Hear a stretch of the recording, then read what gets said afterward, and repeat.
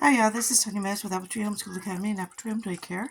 Today I'm making broccoli cheese soup for the daycare kids. I've got frozen broccoli from a bag and some butter and some water in a pot. Bring that to a boil. Made a roux with some flour and milk and stirred it up with a fork in a coffee cup. I have some American cheese. I like to buy it from Sam's Club, and it comes in this long pack, so I store it after I open it into a recycled bread bag. Then I'm going to add the salt and pepper. I'll add salt and pepper to taste, and that'll be it.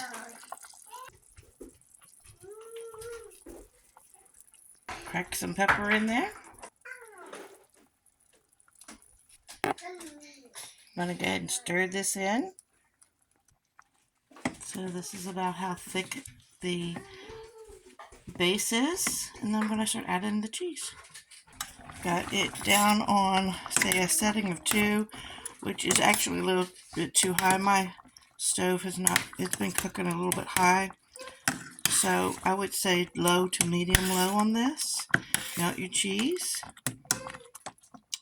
Started out with 6 slices of American, but we probably will have to add some more. And then I'll thin it down